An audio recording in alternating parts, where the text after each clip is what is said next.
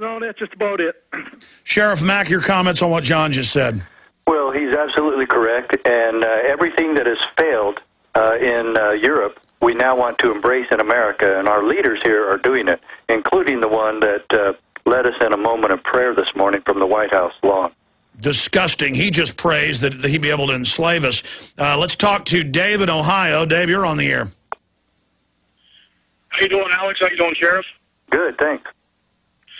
Yes, I had come across something on YouTube on Congresswoman Gifford's YouTube channel.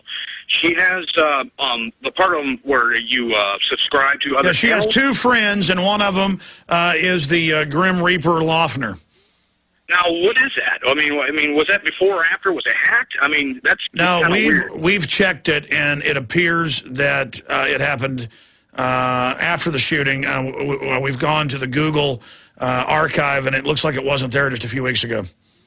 And I just have a message to the usurping, gun-grabbing slime filth of this country. Come and take it.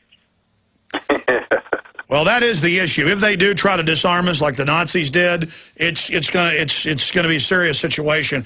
And that's what the globalists want, folks. Let's fix the country peacefully. Let's take our counties and cities back. Let's not let them use fake terror and hyped up events to scare us into submission, to give up our First Amendment or our Second Amendment or our property rights. Let's stand strong and come together. And that's why, and we're going to play this later, Congresswoman Giffords, she was talking about shattering the left-right paradigm, and for a Democrat was pretty conservative on the border and Second Amendment. And a lot of Democrats had been attacking her for voting against Nancy Pelosi and others. Exactly. She was independent. She was an Arizonan by heart. And so she was standing for her people on several issues. Yeah, she was still a Democrat on some issues, but on some real key issues, she was very independent and very Arizona. And a guy that all his friends called very liberal, extremely liberal, who liked to dress up like a girl, who liked to dress up like the Grim Reaper, who you know, in between the time he was doing voodoo rituals in his own little voodoo temple in the backyard that Mommy and Daddy, I guess, knew about and let him have at 20-something years old. Now we're blamed for that. No, you will not blame us for that. If this guy claimed he was a Tea Partier and ran American flags up to the top of the pole every day, it's still not my fault what somebody else does. But to claim that this freak represents true conservatives is a fraud and a stinking joke. I'm going to go to our phone line system here, 877-789-ALEX. Let's talk to Mark in Texas and then JB. Mark, you're on the air with Sheriff Richard Mack. Okay, he's gone. How are you? Okay, Mark, you there? Yeah. Yeah, hello. Yes, go ahead. Can you hear me? Yes, I can. Yeah. Do y'all know about Joe Zamudio, the hero that ran into the action and subdued the gunman? He was packing... He had a gun on him. Yeah, I seen him on Fox News today, and they didn't know that at first, but when they found out, I mean, their jaws just dropped to the ground, and I'm sure they're going to try to bury this guy. I couldn't find him anywhere else, but he's on a YouTube video with Geraldo, did an interview with him, so you might want to check that out. Yeah, I'm glad you called, because I heard them say a man with a gun subdued him, and then we've been looking for days, and it's so buried we can't find it. Oh, we have it? Okay, well, then I'll take it if you got it. And if you got the Geraldo, we'll post it on InfoWars or Prison Planet. But they've really been trying to bury that, haven't they, Sheriff Max? Oh, yeah, they did. They tried to bury it. However, he was just a little bit late getting there with his gun. They actually were trying to report that he had a gun, but it wasn't loaded. No, I don't believe that's the case. What happened is he went into the store and heard the shooting and went back out there, and then I think the suspect was reloading at the time, trying to put in another clip, and that's when the guy decided to tackle him, and then somebody helped him, and then a third person came over and sat on him as well. But what I would say, if any of the Tea Party people I know, and I've talked over at 100 Tea Parties across this country in the last year and a half, not once did anybody ever mention that we should kill politicians, that we should kill anybody, that this was a call to arms. No one has ever talked about that, Alex, at any of the Tea Party groups ever.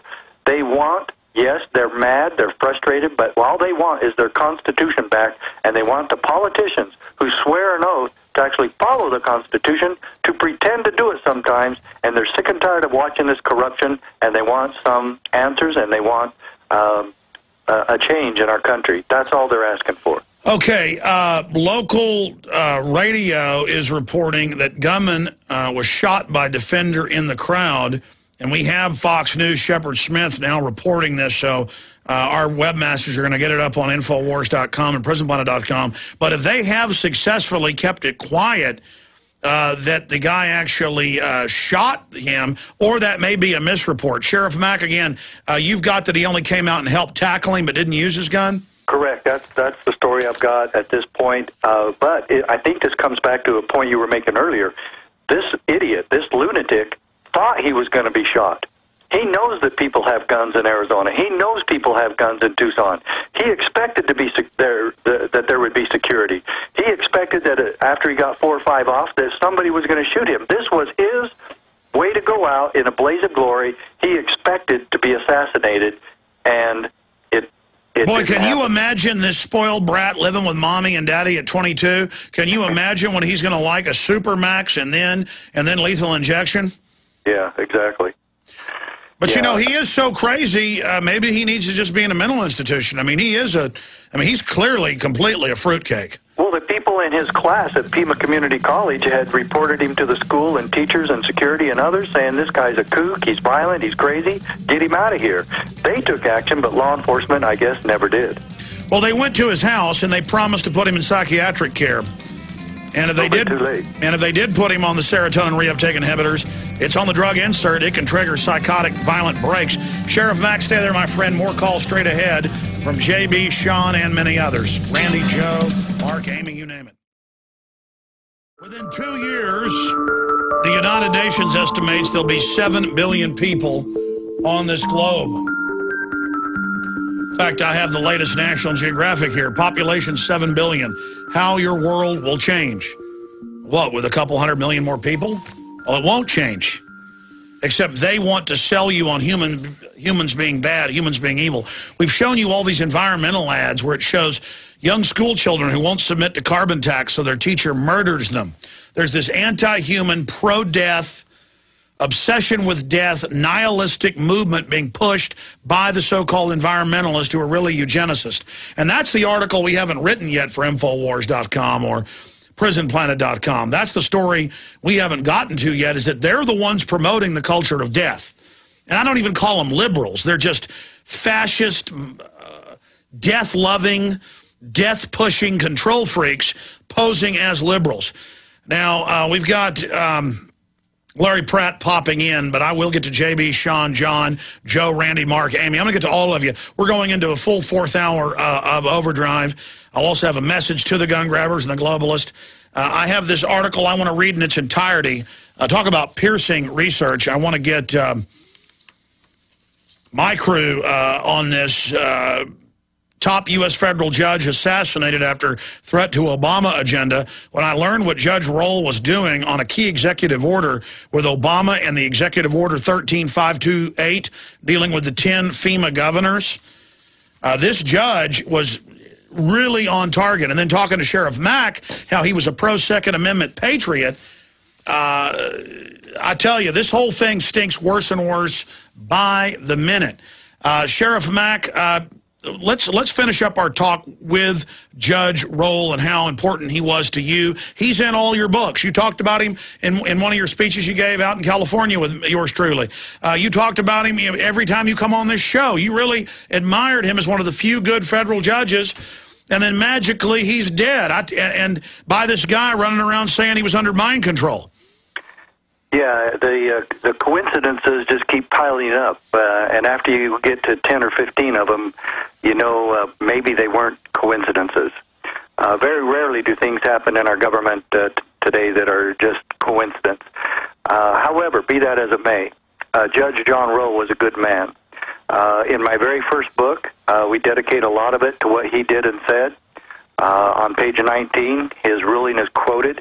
I've never seen any judge be more forthright and constitutional in a ruling in my life.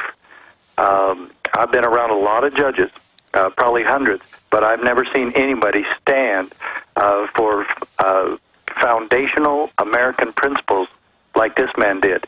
If it wasn't for him, I would not have made it through this. His decisions propelled me to the Supreme Court, and a lot of what he said in the original was used then. One thing, when I was testifying at the district court level, which was the only place any of the sheriffs involved in this testified, was at the district court. In his courtroom, I was testifying, and the lawyer for the federal government was attacking me and cross-examining me. And then she turned to the judge and said, and Larry Pratt can back this up too, about the statistics that the federal government was using. She said, Your Honor, in the first 4 months, the Brady bill has prevented 250,000 felons from gaining access to guns in this country. And then he stopped her, and he said, Counselor, do not try to pretend in this courtroom that your statistical analysis somehow equates to constitutionality. And then that is how Scalia, in his ultimate ruling, said, no case-by-case weighing of the burdens or benefits is necessary. Such commands are fundamentally incompatible with our constitutional system of dual sovereignty. In other words, talking about state sovereignty, that the states are not subject to federal direction. And this whole thing is so principled that I had to put it in these books. And, of course, Judge John Roll is mentioned in every one of them, and now he's dead. Amazing, and folks can find out more about those books at your website. Invaluable information. You've got some of your latest books on how to educate sheriffs and county commissioners about their proper role against the federal/international takeover at sheriffmack.com. And Sheriff, we really look forward to speaking to you again in the near future, and be safe out there. Thanks so much, Alex. I appreciate that. And the two books specifically that deal with Judge Roll are The Victory for State Sovereignty. You can get that for just a couple of bucks on the website. And then, of course, From My Cold, Dead Fingers, Why America Needs Guns. And Judge Roll plays a big part in both of those. Absolutely. All right, Sheriff Richard Mack, one at the Supreme Court for our Second Amendment. We'll talk to you again soon. We'll be right back with Larry Pratt, who heads up Gun Owners of America in the aftermath of these killings. Visit Infowars.com and PrisonPlanet.com. When you're on the site, you can also tune in 24 hours a day to my daily radio broadcast. There's also a free iPhone app to listen to the syndicated radio show when and where you want.